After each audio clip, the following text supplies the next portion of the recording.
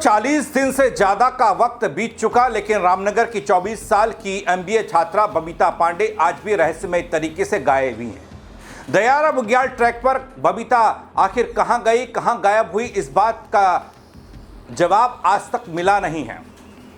सिर्फ उनके परिवार का सवाल नहीं है, बल्कि अभी पूरे उत्तराखंड का सवाल बनता जा रहा है। पुलिस ने जंगलों को खंगाला, पहाड़ों को छाना, झीलों में गोताखोर उतार दिए गए, ड्रोन उड़ाए गए, सेना, आईटीबीपी, एसडीआरएफ, एनडीआरएफ और डॉग स्क्वाड का लगाया गया, लेकिन बबीता का कोई सुराग नहीं मिला।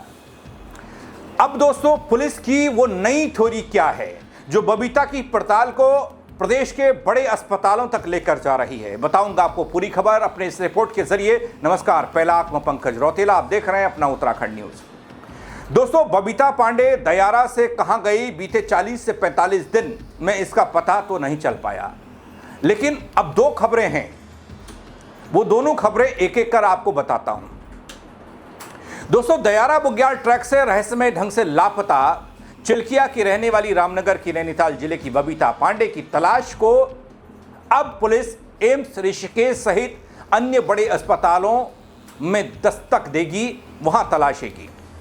दोस्तों, बबीता की खोज में पुलिस की कुछ टीमें ऋषिकेश, देहरादून और हरिद्वार मैदानी क्षेत्रों में, मैदानी जिलों में पहुंची थी, पड़ताल भी की और फिर वापस लौट गई, लेकिन उन्हें बबीता के बारे में कोई जानकारी नहीं मिली इन मैदानी जिलों से।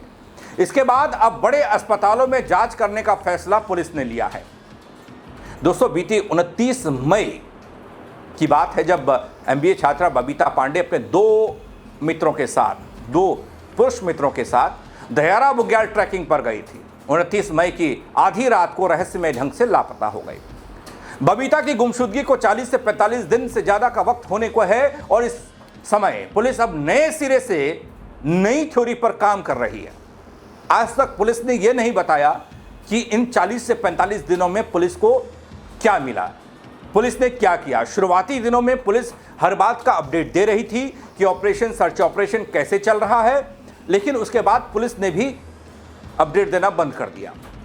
लेकिन ये खबर यह निकल कर आ रही है कि अब नए सिरे से अस्पतालों में जांच करने की तैयारी है, ताकि बबीता के संबंध में कोई सुराग मिल सके। दोस्तों, बबीता के परिवार वालों ने बबीता के अपहरण की शंका जताई थी, जिस पर बबीता के साथ गए दोनों उसके पुरुष दोस्तों पर अपहरण की धाराओं में हाल में केस दर्ज भी हो गया। वहीं दोस्तों, आपको यह भी बता दूं कि कुछ समय पहले पुलिस ने जांच के दौरान ऋषिकेश, देहरादून, हरिद्वार बड़े शहरों में टीमें उतारकर बबीता की खोज में लगाई, जिसमें करीब 6 से 7 सदस्य शामिल थे, लेकिन उनकी खोजबीन में बबीता के संबंध में इत्तू सा भी कोई सुराग नहीं मिला, कोई विशेष जानकारी पुलिस को नहीं मिली। और पुलिस सूत्रों से जो जानकारी निकल कर आई उसके मुताबिक अब ऋषिकेश एम्स सहित दून मेडिकल कॉलेज आदि में भी पुलिस जांच करने की तैयारी में है, जिसमें पिछले 1-1.5 महीने में अस्पताल में आए अज्ञात शव सहित किसी भी तरह की असामान्य घटनाओं की जांच में पुलिस के जवानों को लगाया जाएगा, शामिल किए जाने की संभावना है।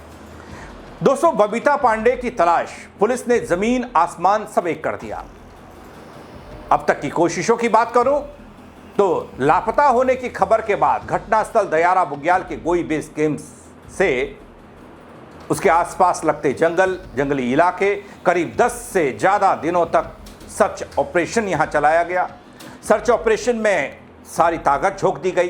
Police, SDRF, NDRF, SOG, one विभाग की टीमों के अलावा आईटीबीपी को लगा दिया गया, सेना को उतार दिया गया, ड्रोन कैमरों से जंगल को छाना गया, हेलीकॉप्टर से करीब 35 मिनट तक सर्च ऑपरेशन चला। वो तस्वीर आपने देखी होगी, मैंने भी दिखाई।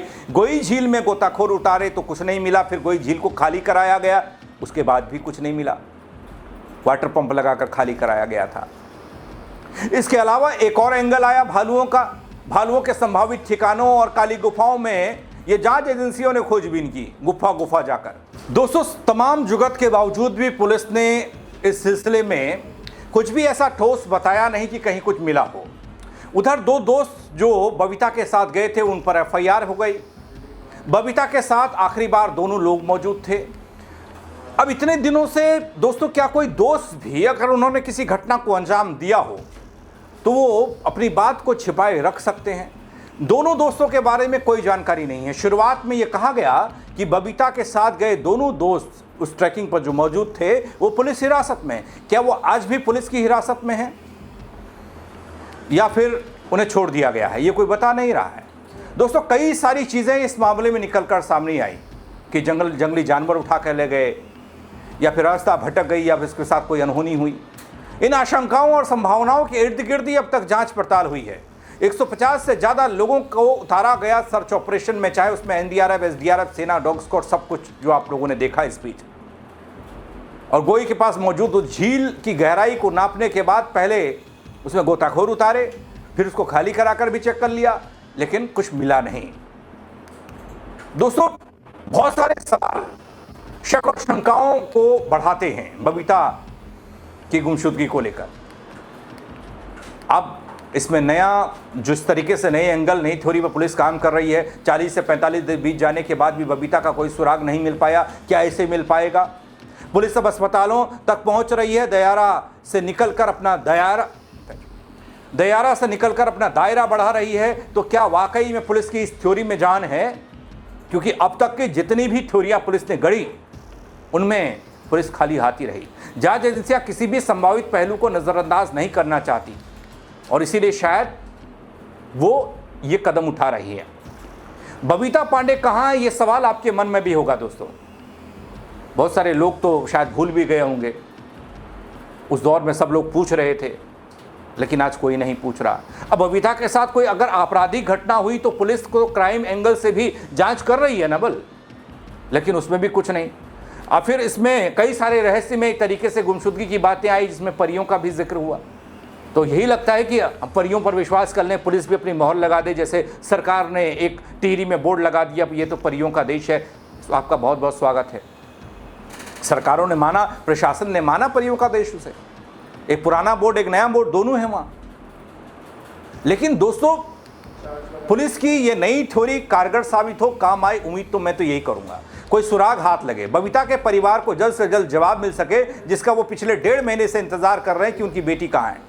इस मामले में जैसे ही कोई नया आधिकारिक अपडेट और नया बयान आएगा दोस्तों, वो आपको बताऊंगा। लेकिन गुमशुदगी को लेकर और अब तक कुछ नहीं मिल पाने को लेकर आपकी समझ में क्या आता है, अपनी राय आप जरूर दीजिएगा, बताइएगा कमेंट के जरिए, शेयर कीजिएगा खबर को, ताकि और लोग भी देख पाएं और अपनी राय दे पाएं कि उन्हें इतने दिनों बाद क्या समझ में आता है, जो हमारी पुलिस और हमारी जांच एजेंसी और सर्च ऑपरेशन में लोगों को समझ में नहीं आ रहा है।